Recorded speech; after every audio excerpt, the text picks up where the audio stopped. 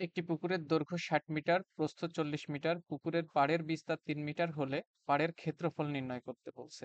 আগে আমাদের ক্ষেত্রফলের সূত্রটা একটু জানা দরকার। যেহেতু পুকুরের দৈর্ঘ্য এবং প্রস্থ দেওয়া আছে, আমরা এই বাহুকে যদি দৈর্ঘ্য ধরি, ঠিক বিপরীত বাহুটাও কি হবে? দৈর্ঘ্য হবে, এবং সেটার মান 60। এই বাহুটা যদি প্রস্থ হয়, ঠিক তার বিপরীত বাহুটাও প্রস্থ হবে এবং সেটার মান 40। এরকম ক্ষেত্রে এটা আয়তাকার বস্তু হলো, এবং এই আয়তাকার বস্তুর ক্ষেত্রফল নির্ণয়ের সূত্র হলো দৈর্ঘ্য গুণ প্রস্থ। আমরা যে মান পাবো সেই মানের সাথে একক হবে বর্গ একক। যদি এবার এই এককের জায়গায় যদি দৈর্ঘ্য প্রস্থ মিটারে দেওয়া থাকে তাহলে হবে মিটার, যদি সেন্টিমিটারে দেওয়া থাকে তাহলে একক হবে বর্গ সেন্টিমিটার। ক্ষেত্রফল বললেই বর্গ কথাটি এককের সাথে অবশ্যই থাকবে। তো আমরা এখন সমাধান করি। আমাদের দেওয়া আছে পুকুরের দৈর্ঘ্য 60 মিটার এবং প্রস্থ 40 মিটার। সুতরাং পুকুরের ক্ষেত্রফল হবে 60 গুণ 40 বর্গ মিটার, কারণ ক্ষেত্রফল বললেই এই বর্গ শব্দটা নিয়ে চলে আসতে হবে। তাহলে এটা গুণ করলে আসে 2400 বর্গ মিটার। এখন আমাদের বলতেছে পুকুরের পাড়ের বিস্তার 3 মিটার। তার মানে এই যে আমার পুকুরটা ছিল, এই পুকুরের চারি সাইড দিয়ে 3 মিটার করে কি দেওয়া আছে? পাড় দেওয়া আছে। তো এই যদি হয় পুকুরের মাপ, এরপরে যে চারি সাইড দিয়ে যে পাড় দেওয়া আছে, এই প্রত্যেকটা পাড় হবে 3 মিটার করে। প্রত্যেকটা পাড় কতটুকু করে হবে? 3 মিটার করে। তো তাহলে পাড় সহ পুকুরের দৈর্ঘ্য দাঁড়াচ্ছে,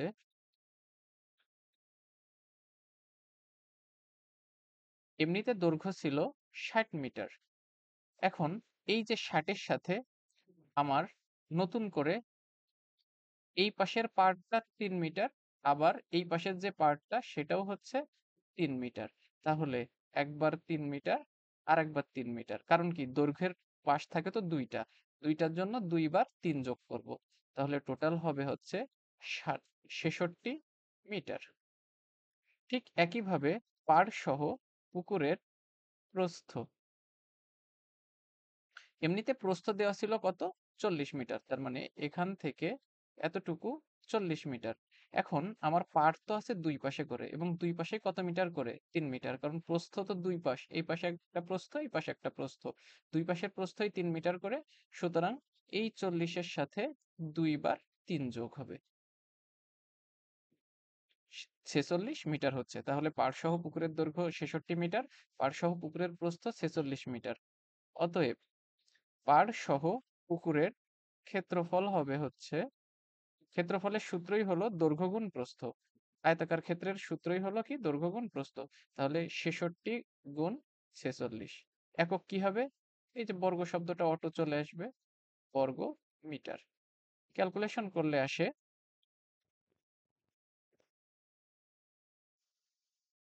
46 ইন্টু 66, 3036 আসতেছে ক্যালকুলেশন। পার সহ ক্ষেত্রফল 3036 বর্গমিটার। এখন আমাদের প্রশ্ন বলেছে পাড়ের ক্ষেত্রফল। এখন পাড় সহ ক্ষেত্রফল হচ্ছে 3036 বর্গমিটার। শুধু পুকুরের ক্ষেত্রফল হচ্ছে 2400 বর্গমিটার যদি হয়, তাহলে পাড়ের ক্ষেত্রফল কত হবে? পুরোটার থেকে পুকুরের ক্ষেত্রফল বাদ দিলেই পেয়ে যাব আমরা পাড়ের ক্ষেত্রফল। অতএব পাড়ের ক্ষেত্রফল সমান 3036 মাইনাস 2400। একক কি? বর্গ মিটার। কারণ এটাও ক্ষেত্রফল, সুতরাং এককে বর্গ থাকবেই। বিয়োগ করলে আমরা পাচ্ছি 636 বর্গমিটার। তাহলে এটাই হলো অ্যান্সার। একটি আয়তাকার ক্ষেত্রের ক্ষেত্রফল দেওয়া আছে 10 একর, আর বলা আছে প্রস্থ দৈর্ঘ্যের 4 গুণ। অর্থাৎ যদি আমার আয়তাকার ক্ষেত্রটা হয় এটা, এর প্রস্থ যদি আমি এই বাহুকে বলি যে সেটা যেহেতু মান জানি না, ক যদি ধরি তাহলে তার দৈর্ঘ্য হবে কি ক এর 4 গুণ। তার মানে আমরা একবারে বলতে পারি 4 ক। এখন বলেছে ক্ষেত্রটির দৈর্ঘ্য কত মিটার, তার মানে কি এই 4 ক এর মানটা বের করতে হবে। তো ঠিক আছে, আমরা সমাধান শুরু করি। প্রথমে বলেছে আয়তাকার একটি ক্ষেত্রের ক্ষেত্রফল 10 একর।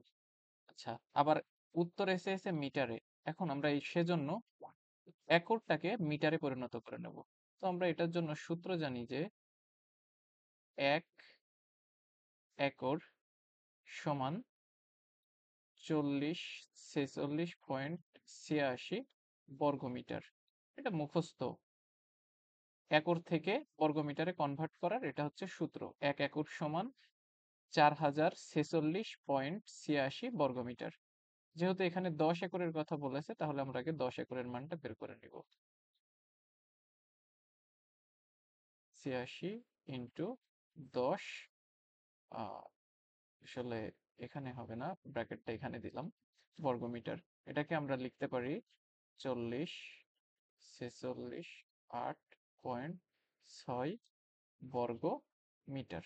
ক্যালকুলেশন করলে এই মানটা আসতেছে। এখন এই যে 10 একরে আমি বর্গমিটারে কনভার্ট করে নিলাম, এটা আসলে কিসের মান? এটা আসলে ক্ষেত্রফলের মান। অতএব লেখা যায় যে আয়তাকার ক্ষেত্রের ক্ষেত্রফল সমান 40,468.6 বর্গ মিটার। এখন আমাদের আরো ইনফরমেশন দেওয়া আছে যে তার দৈর্ঘ্য প্রস্থের 4 গুণ। কার? ওই আয়তাকার ক্ষেত্রের। যেহেতু দৈর্ঘ্য প্রস্থ কোনোটাই আপাতত জানতেছি না, তাহলে আমরা ধরে নেব। ধরি দৈর্ঘ্য প্রস্থের 4 গুণ, তার মানে প্রস্থের মানটা আমরা ধরে নেব। ধরি প্রস্থ ক মিটার, তাহলে দৈর্ঘ্য হবে প্রস্থের যেহেতু 4 গুণ, তার মানে ক এর 4 গুণ সমান 4 ক মিটার। যদি দৈর্ঘ্য এবং প্রস্থ আমরা পেয়ে থাকি, তাহলে আমরা এটার ক্ষেত্রফল লিখতে পারি দৈর্ঘ্য গুণ প্রস্থ সমান 4 ক ইন্টু ক করলে হয় 4 ক স্কয়ার, একক লিখব বর্গমিটার, কারণ ক্ষেত্রফলে সবসময় বর্গ চলে আসবে। এখন একই আয়তাকার ক্ষেত্র, সেটার একবার আমরা ক্ষেত্রফল পেয়েছি 40,468.6 বর্গমিটার, আবার একবার ক্ষেত্রফল পাইছি 4 ক স্কয়ার বর্গমিটার। তাহলে আমরা প্রশ্ন মতে লিখতেই পারি যে এই যে দুইটা ক্ষেত্রফল একই জিনিসের ক্ষেত্রফল, তাহলে এরা পরস্পর অবশ্যই কি হবে? সমান হবে। 40,468.6। যেহেতু আমাদের উদ্দেশ্য ক এর মান বের করা, সুতরাং আমরা লিখতে পারি ক স্কয়ার সমান 40,468.6 ভাগ 4। এখন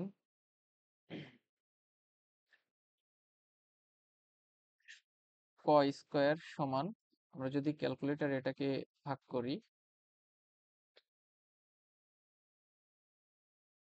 40,468.6 ভাগ 4, মান আসে 10,117.15। তাহলে 10,117.15। কিন্তু আমাদের তো ক স্কয়ারের মান হইলে হবে না, আমাদের তো ক এর মান বের করতে হবে। অতএব ক সমান, আচ্ছা এই পাশে ক এর সাথে স্কয়ার ছিল, স্কয়ারে যদি আমি অন্য পাশে নিয়ে যাই তাহলে ওই স্কয়ারটা রুট হয়ে যায়। তাহলে 10,117.15, এটাকে যদি আমি রুট করি ক্যালকুলেটরে মান পাবো, কারণ স্কয়ারে যখন আমরা পক্ষান্তর করি তখন সেটা রুট হয়ে যায়। ক্যালকুলেটরে যদি মানটা বের করি তাহলে আসবে 10,117.15, এটার রুট করলে পাই 105,840। তাহলে আমরা কর মান পাচ্ছি 100.580। যেহেতু আমাদের প্রশ্নে বলেছে দৈর্ঘ্য বের করতে এবং দৈর্ঘ্য সমান আমরা ধরে নিছি 4 ক, তাহলে আমরা এটাকে লিখতে পারি 4 × 100.5840। এটা ক্যালকুলেশন করলে আসবে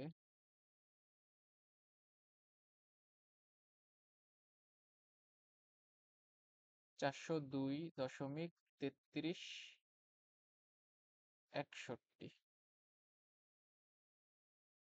402.3361। আমরা যদি 2 দশমিক স্থান পর্যন্ত রাখতে চাই, তাহলে 2 দশমিক মানে দশমিকের পরে 2 ঘর পর্যন্ত আমরা রাখবো। তো দশমিকের পরে তৃতীয় ঘরটা দেখতেছি 6 রয়েছে। 5-এর থেকে যখনই বড় হয় তখন তার আগের সংখ্যাটার সাথে 1 বেশি করে আমরা আমাদের লেখার নিয়ম। তাহলে যেহেতু 33 আসছিল, আমরা এটাকে 1 বাড়িয়ে লিখতে পারি 402.34। একক হবে মিটার। এটাই অ্যান্সার। একটি আয়তাকার ঘরের দৈর্ঘ্য দেওয়া আছে প্রস্থের 1.5 গুণ এবং ক্ষেত্রফল দেওয়া আছে 216 বর্গমিটার। পরিসীমা বের করতে বলছে। যেহেতু দৈর্ঘ্য এবং প্রস্থের এক্সাক্ট মান দেওয়া নাই এবং বলছে যে প্রস্থের 1.5 গুণ হলো দৈর্ঘ্য, তাহলে আমরা যদি প্রস্থকে 1 ক ধরি তাহলে দৈর্ঘ্য হবে 1.5 ইন্টু ক, কারণ 1.5 আমরা 1.5 লিখতে পারি। তো যদি এটা সমাধান করি, আমরা ধরে নিব প্রস্থ সমান ক মিটার। মিটার ধরলাম কারণ ক্ষেত্রফল দেওয়া আছে বর্গমিটার, এর জন্য। অতএব দৈর্ঘ্য হবে প্রস্থের যেহেতু 1.5 গুণ, তার মানে ক গুণ 1.5 সমান 1.5 ক মিটার। এখন আমরা তাহলে এই আয়তাকার ক্ষেত্রের ক্ষেত্রফলের সূত্র অনুসারে আমরা লিখতে পারি ক্ষেত্রফল সমান দৈর্ঘ্য গুণ প্রস্থ, তার মানে 1.5 ক ইন্টু ক সমান 1.5 ক স্কয়ার। কর সাথে ক গুণ করলে ক স্কয়ার হয়ে যায়, একক হবে বর্গমিটার। এটা হচ্ছে আমাদের ক্ষেত্রফল। কিন্তু আমাদের প্রশ্নে ক্ষেত্রফল একটা দেওয়া আছে, সেটা কত? 216। যেহেতু 1.5 ক স্কয়ার এটাও ক্ষেত্রফল, আবার 216 এটাও ক্ষেত্রফল, সুতরাং আমরা লিখতে পারি যে এই দুইটা মান আসলে পরস্পরের সমান। সুতরাং 1.5 ক স্কয়ার সমান 216। এখান থেকে যদি আমরা, আমাদের উদ্দেশ্য ক এর মান বের করা, কারণ আমাদের দৈর্ঘ্য আর প্রস্থের মানটা জানা লাগবে পরিসীমা বের করার জন্য। সুতরাং ক স্কয়ার সমান 216 ভাগ 1.5। ক্যালকুলেটরে করলে এই মানটা আসবে 216 কে 1.5 দ্বারা ভাগ করলে মান আসতেছে 144। তার মানে আসলে ক স্কয়ারের মান 144। কিন্তু আমাদের তো ক এর মান বের করতে হবে, সেজন্য আমরা স্কয়ারকে পক্ষান্তর করলে রুট পাবো এবং রুট 144 করতে হবে। ক্যালকুলেটরে রুট করলে ক এর মান আসতেছে 12। তার মানে আমরা যে আসলে প্রস্থ ক ধরেছিলাম এটা আসলে কত মিটার? 12 মিটার। তো আমরা সেই জিনিসটা এখন লিখব। অতএব প্রস্থ সমান 12 মিটার এবং দৈর্ঘ্য হবে 12 এর সাথে 1.5 গুণ। তো 12 এর 1.5 গুণ করলে আসতেছে 18 মিটার। কিন্তু আমাদের প্রশ্নে উত্তর চেয়েছে হচ্ছে পরিসীমা কত। আচ্ছা, পরিসীমা নির্ণয়ের আগে সূত্র জানা দরকার। পরিসীমা হলো 4 বাহুর যোগফল। তার মানে এই একটা বাহু, এই একটা বাহু, এই 4টা বাহুরই আমরা যোগ করব।